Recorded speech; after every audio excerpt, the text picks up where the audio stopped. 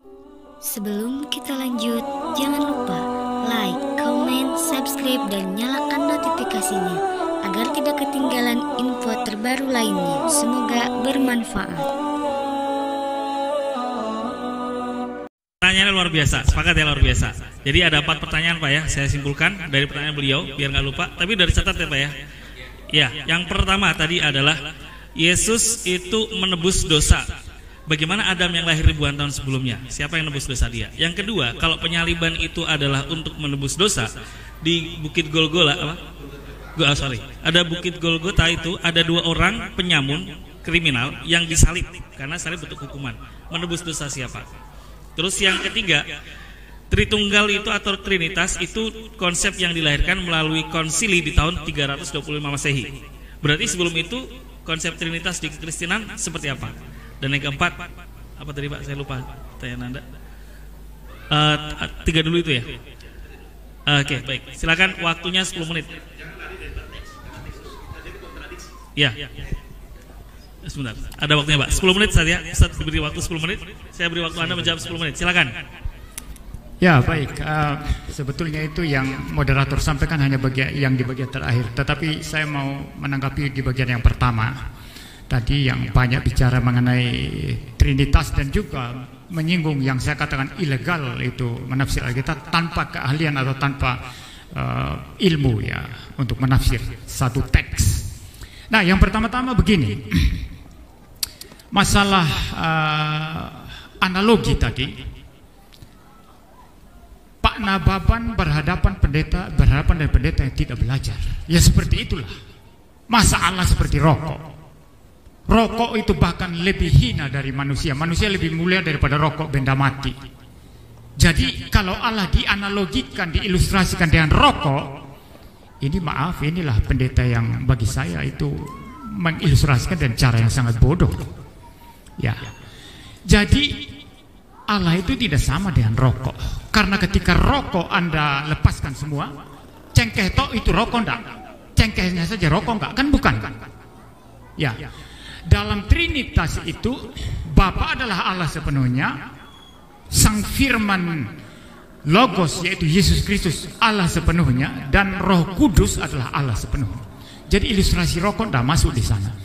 Makanya karena tidak ada ilustrasi analogi apapun untuk menggambarkan Trinitas, maka saya hanya berbicara prinsip unity and diversity yang saya katakan itu niscaya di mana-mana Anda tidak bisa sangkal itu. Bahkan saya menantang di sini, buktikan di mana satu eksistensi yang nol putul dan tidak ada kejamakan apa-apa, tidak ada. Jadi kita berbicara manusia, berbicara laptop, berbicara keilmuan apa saja, bahkan istilah universitas, bahkan kita berbicara konsep mengenai Allah dan pikiran kita yang terbatas, kita tidak pernah lepas daripada prinsip unity dan diversity seperti itu.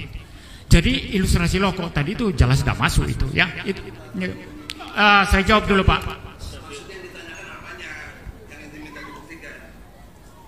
Saya jawab pertanyaan ini Pak, bukan sedang bertanya.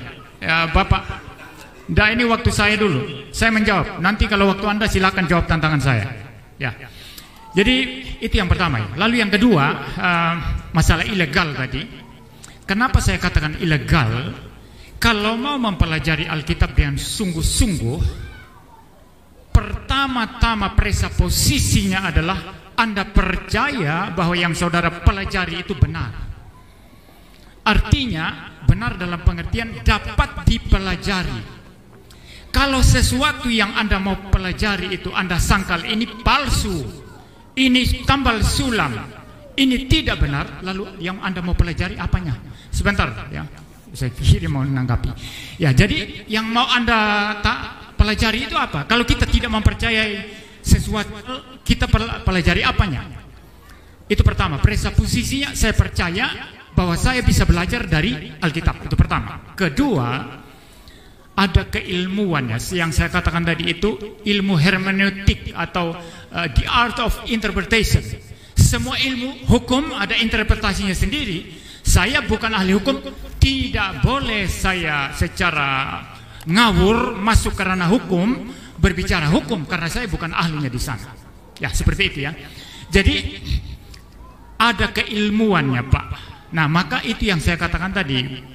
Bapak berdua mempelajari teologi, mempelajari Alkitab, mempelajari tentang studi-studi dalam kitab suci, kitab per kitab, bahasa aslinya dan lain sebagainya, termasuk ilmu dogmatikanya, bagaimana nanti melihat kesatuan tafsiran seluruh Alkitab. Itu dari mana? Itu yang saya bilang tadi, ilegal, Pak. Ilegal. Sama juga, saya bukan ahli Quran. Saya masuk ke Quran Anda lalu memberi tafsiran secara bebas begitu, lalu saya mengatakan ini seandainya saja ya, lalu saya berkata ini banyak salahnya ini ya, lalu saya tidak ngerti apa-apa. Ini kan kacau, Pak. Ya itu maksudnya, Pak ya. Saya pikir itu mungkin Pak Moses masih ada waktu berapa? Masih ada waktu 5 menit. Saya minta untuk menjawab pertanyaan beliau. Tadi belum terjawab. Beliau kan bukan ahli kitab, bukan ahli Injil, bukan ahli Bible. Jadi tolong dijawab bagaimana mendefinisikan bahwa sesuatu itu kalau sudah terpisah masih objeknya adalah oknumnya adalah Allah.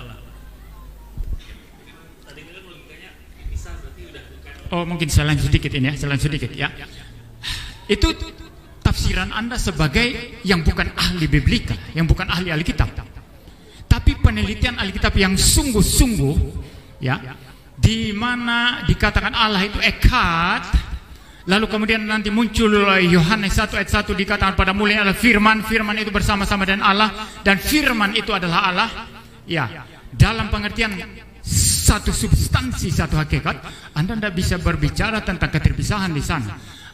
Mungkin Anda membayangkan waktu Yesus mengambil natur manusia, kemanusiaannya itu terlihat di bumi, memang kemanusiaannya terbatas. Tapi itu tidak berarti antara kealahan Yesus dengan kealahan Yesus dengan kealahan Allah Bapa dengan kealahan Roh Kudus itu terpisah.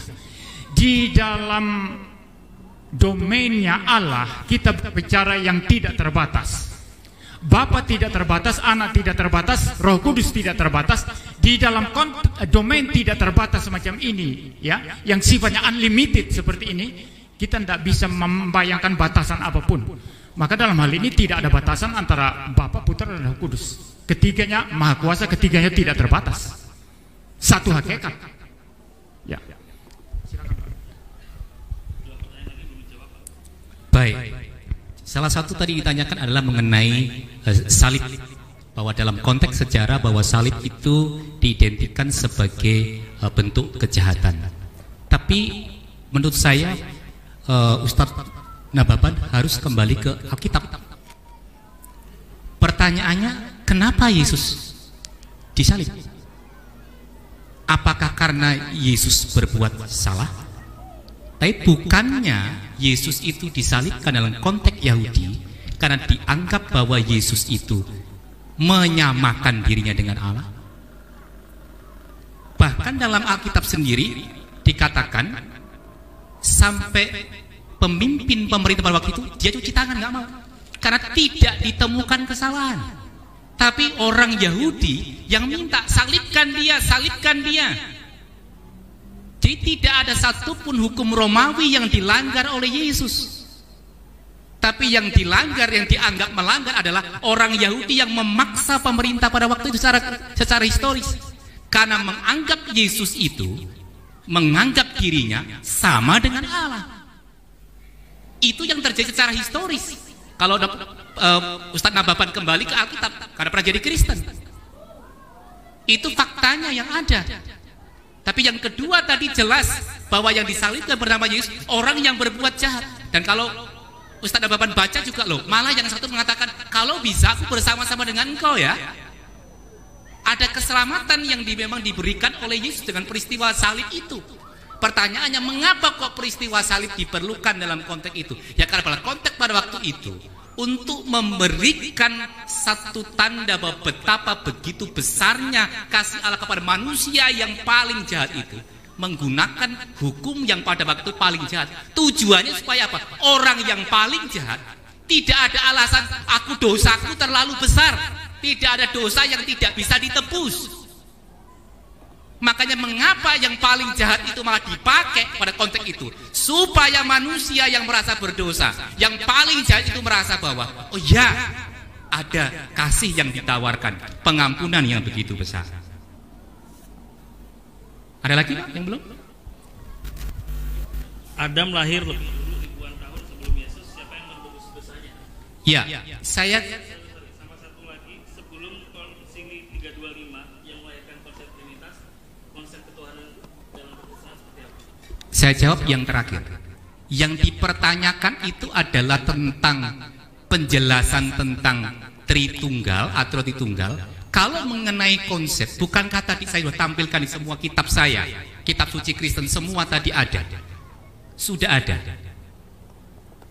Saya membaca artikel jurnal, katanya juga tauhid tidak ada dalam Al-Quran.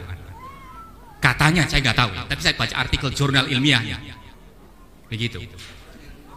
Tauhid, istilah tulisan oh tauhid ada di Al-Quran, begitu Prof. Begitu. Nah, kita muncullah konsep tadi sama dengan konsep Tritunggal ini.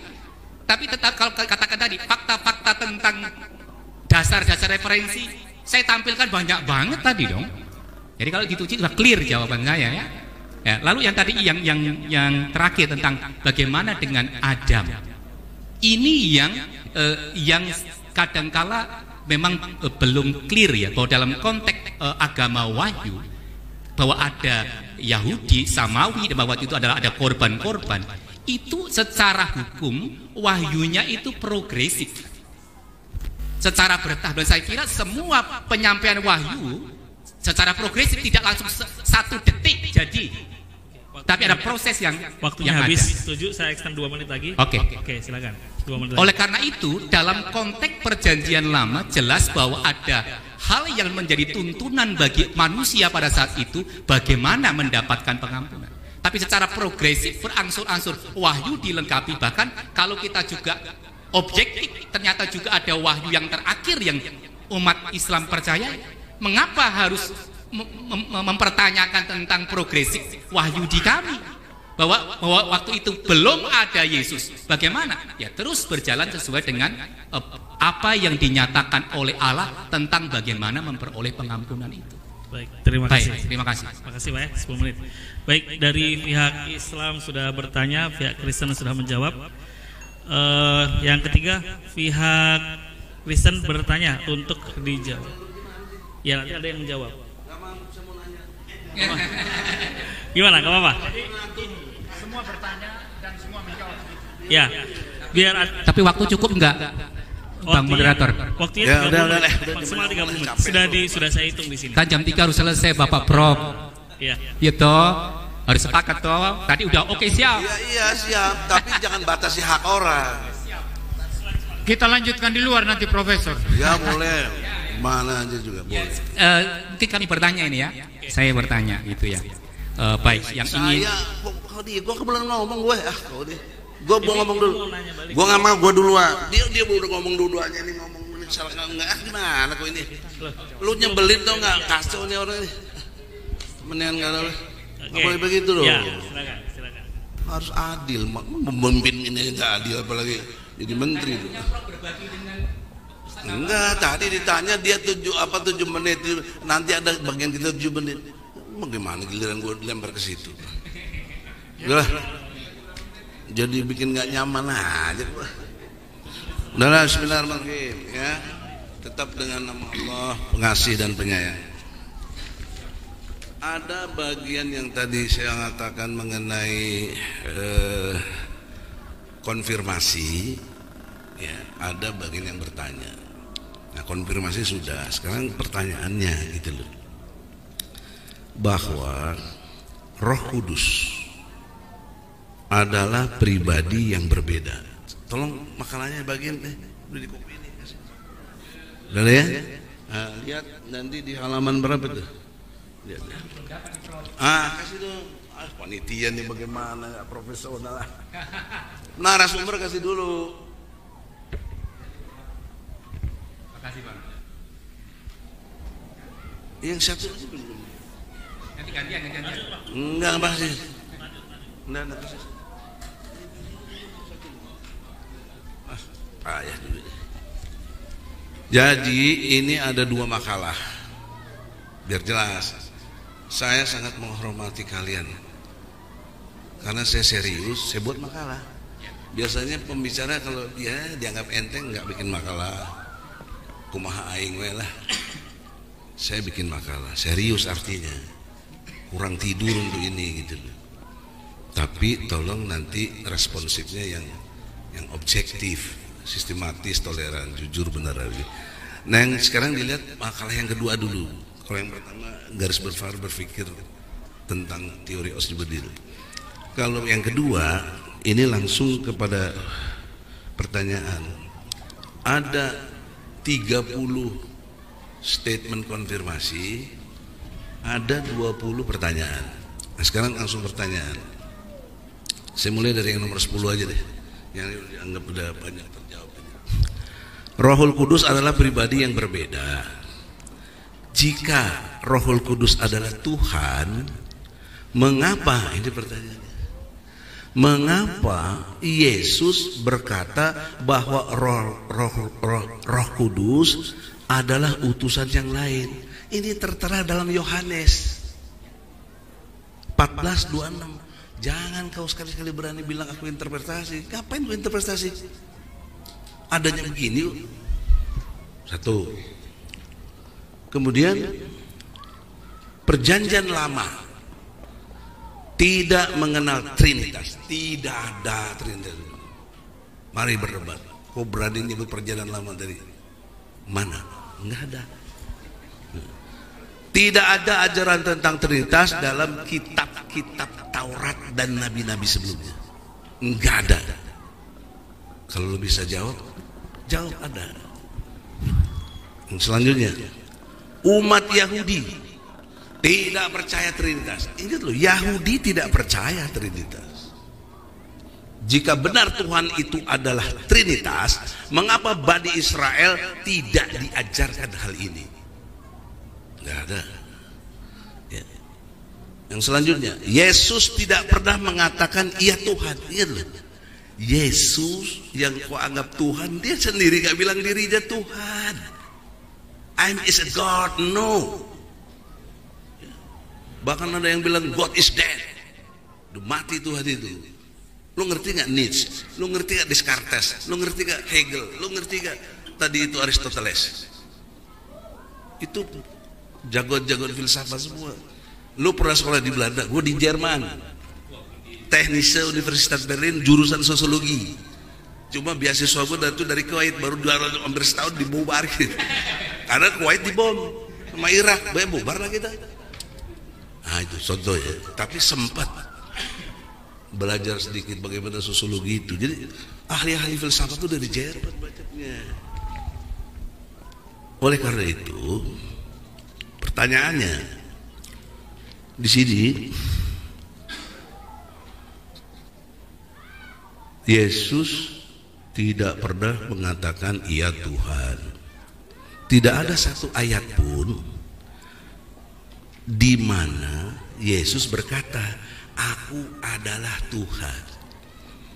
Nggak ada. Dan sembahlah aku.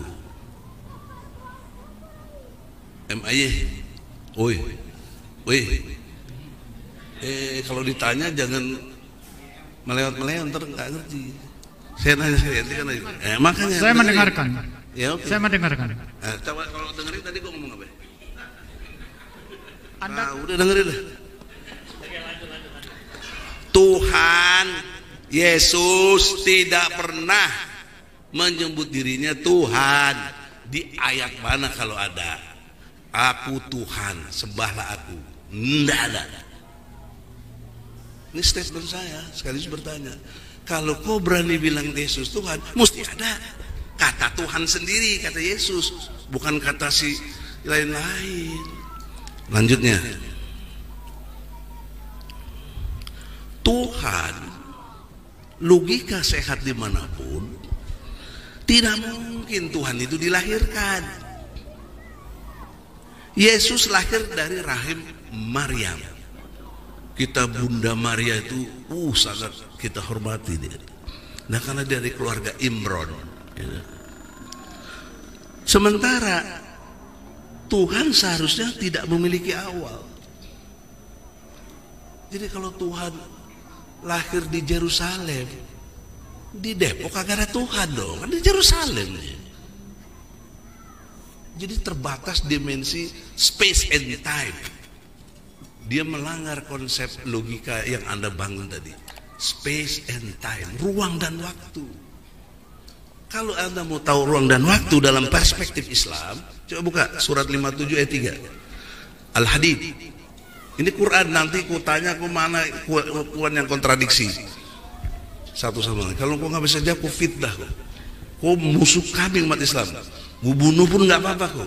Kalau kau menghina Islam, menghina Al-Quran. Ini debat akademik, Profesor. Enggak. Ini giliran saya. Saya punya tadi dia ngomong, mau diam loh. Jangan ini debat akademik, enggak boleh seperti debat itu. akademik, makanya aku bertanya. Satu tunjukkan ayat yang kau bilang kontradiksi. Tapi Anda sudah bicara membunuh itu kan enggak boleh. Mana boleh seperti kalau itu. dia nggak bisa buktikan, Ditarik jangan fitnah. Ditarik pernyataan. Maaf, gue maafin gitu loh. Itu Islam. Anda kurang jelas tadi itu apa yang dia maksud itu semua melibatkan interpretasi. Kalau kami mau sebagai orang Kristen mencari-cari begitu saja kontradiksi Al-Quran, itu mudah didapatkan, tapi itu interpretasi yang menurut Kristen yang Anda tidak terima begitu. Jadi ini masalah interpretasi, bukan masalah menghina. Loh, dia berani menyatakan. Anda yang salah paham. Ada videonya bisa diulang. Dia mengatakan di Quran pun banyak. Iya, karena dia bicara interpretasi tadi, Pak. Menanggapi. Ya, lanjutkan pertanyaannya. Ngeles lagi. Ya, silakan lanjutkan pertanyaannya. Itu gentle. Begitu. Kalau orang salah gini, lu jangan banyak retorika. Bukan salah, tapi memang harus menjaga. Enggak. Kalau nggak salah, buktiin satu ayat. Ya? Loh, Bukan. Buktikan satu ayat yang kontradiktif. Ya, kembali dong. Kembali, Prof. Poinnya tadi bukan masalah menunjukkan kontradiksi, masalah interpretasi. Jadi gini. Enggak, maksudnya tadi gini. Saudara-saudara tadi, Pak Ustadz Ababan dan Profesor Egi tadi itu membicarakan Alkitab yang menurut saya ilegal interpretasinya. Nah, menanggapi itu Dr. Moses mengatakan, kami pun kalau mau bersikap seperti itu, kami cari-cari, ya ini kontradiksi, bisa aja kan begitu. Oke, baik. Itu Ini maksudnya. Sebentar. Itu maksudnya. Saya memberikan kesempatan terbuka supaya clear. Tolong ditanyakan kepada kami tadi. Kita siap, kan sama-sama siap dikritik toh?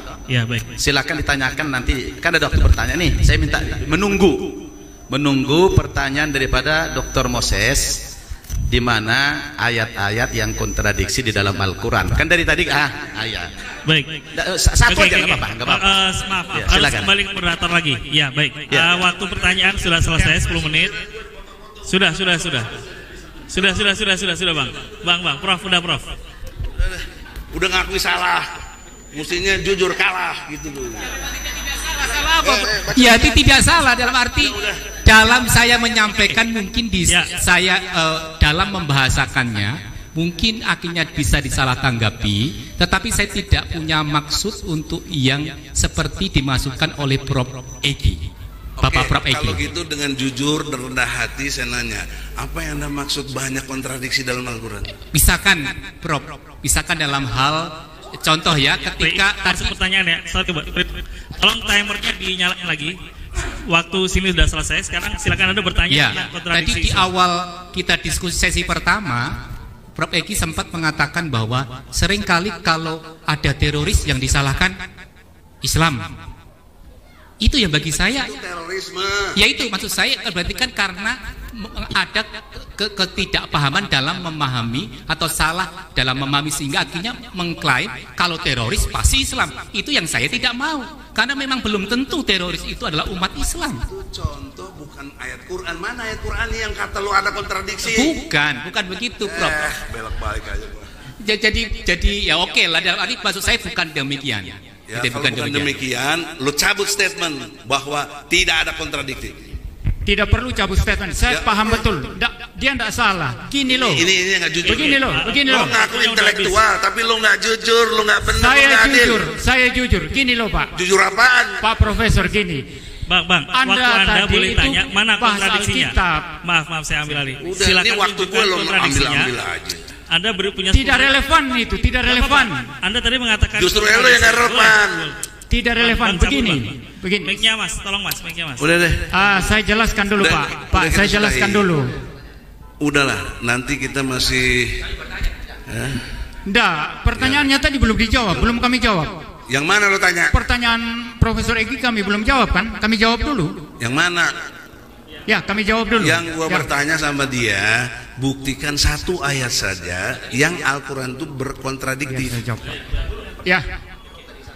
Saya jawab pertanyaan dari Profesor Egi tadi, ya.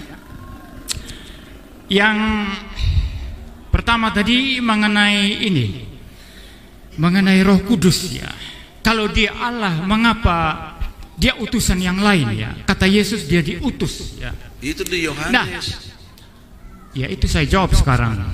Ya, jadi pertanyaan-pertanyaan semacam ini itu yang saya katakan tadi lahir dari ketidakmengertian terhadap ajaran Kristen. Mengapa?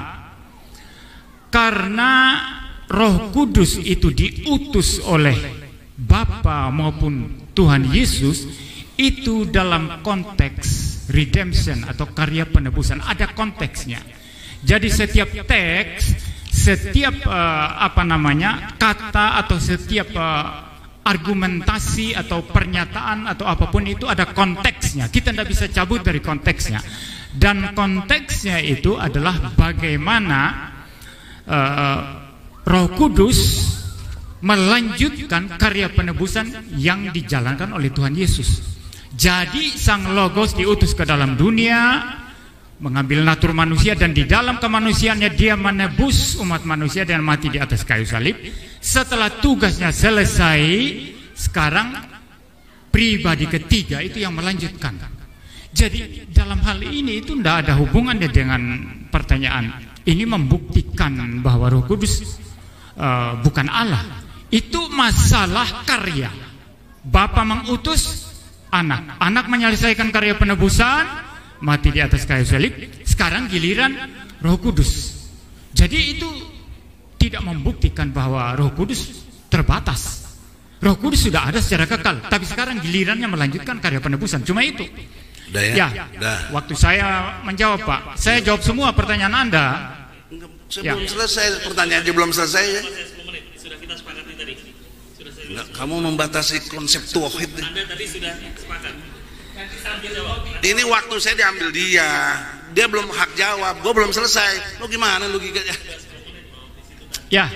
Udah yang kedua harus ditambah. Yang kedua, saya sudah menjelaskan berulang-ulang tadi. Sekali lagi, itu salah kaprah yang diulang-ulang. Saya sudah menjelaskan tadi, Yesus mempunyai dua natur yang berbeda. Natur yang pertama Allah, karena memang dia Allah dari kekal sampai kekal. Yang kedua, dia mengambil natur manusia di dalam inkarnasi ketika datang ke dalam dunia. Nah, di dalam natur manusianya logis lahir dari seorang perempuan. Udah dong. Itu adalah sesuatu yang sangat logis. Jadi ini masih waktu saya. Jadi tadi Profesor Egi mengulang-ulang mengatakan kalau Yesus. Ente ngomong waktu saya diambil. Enggak, ini sudah giliran saya menjawab. Lu adil, kenapa dia dikasih bicara gua kagak? Sudah giliran saya ini. Gua belum selesai. Dia mau jawab aja. Ini. Udah, kalau gitu boleh. Ya, baik, saya lanjut ya. Jadi, jadi tadi dikatakan kalau Yesus itu Allah, kenapa lahir dari perempuan? Ini kan tidak mengerti penjelasan kami bahwa Yesus mengambil natur manusia sepenuhnya, tubuh dan jiwa. Nah, di dalam natur manusianya itu logisnya adalah tidak bok dari langit, tapi lahir dari seorang perempuan. Itu rasional. Dia terbatas. Dia bertumbuh dari kecil sampai besar. Ketika dibunuh di atas kayu salib, manusia Yesus kemanusiaannya bisa mati. Kalau orang Kristen berkata Yesus adalah Tuhan, dia adalah manusia sekaligus adalah Allah, campur baur begitu. Lalu kemudian orang bertanya, kalau begitu, kalau dia adalah Allah juga, ya Ya, yang jalan-jalan itu tubuhnya itu juga adalah sifat Allah begitu. Nah, ini namanya berkontradiksi. Kok bisa mati? Tapi memang kemanusiaannya sungguh-sungguh manusia. Kalau mati ya wajar, logis. Apanya yang mau ditanyakan? Betul-betul manusia dalam kemanusiaannya punya tubuh dan jiwa. Tapi dalam kealahannya dia sungguh-sungguh Allah, Maha tahu, tidak terbatas dan lain sebagainya. Ya, Anda boleh tertawa, tapi ini sangat logis. Tidak ada di sini yang melanggar hukum non kontradiksi. Coba kita uji sekarang, nggak ada. Coba ada yang berani tidak menguji? Nggak ada. Tidak ada yang berani menguji, kan? Yesus punya dua natur yang berbeda. Dia Allah sepenuhnya, manusia sepenuhnya. Dalam kemanusiaannya dia mati. Ya, logis. Tapi kealahannya tidak terbatas, Maha Kuasa. Jadi yang tidak logis apanya? Ya. Itu cemen, gue bisa jawab. Lu dengerin gue. Saya masih menjawab. Iya, dengerin. Gue jawab sekarang. Masih ada waktu kami. Silakan, Pak, kalau mau tambah. Lanjut. Waktunya untuk apa? Bertanya? Enggak, menjawab. Karena banyak sekali yang ditanyakan oleh Prof. Pertanyaan tadi, Yesus tidak pernah klaim dirinya Tuhan. Ya. Pertanyaan yang kedua, jika Tuhan Trinitas itu konsepnya, kenapa Israel tidak meyakini Trinitas? Padahal Israel lebih Oke, baik. Silakan. Ya, baik. Saya tunjukin teks saja supaya cuma begini. Jawaban pertama saya, bagaimana hal yang ada di dalam kitab suci lain dipakai untuk menjadi syarat dalam kitab suci yang lain. Itu menjadi sesuatu yang tidak logis. Gitu ya. Karena di dalam kitab suci kami memang tidak hanya terdiri dari satu jenis sastra saja, sehingga harus menuntut perkataan itu. Tapi saya ingin tunjukkan, bisa ditampilkan ya, tunjukkan di sini pasal yang ke-5 itu ya, supaya kita objektif ini ya dalam hal ini.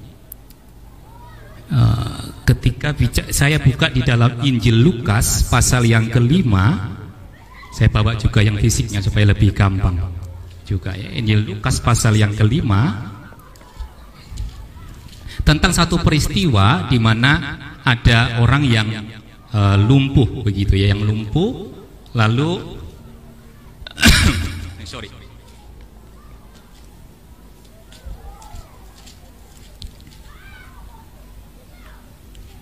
Ya, dari ayat 17 ini ya.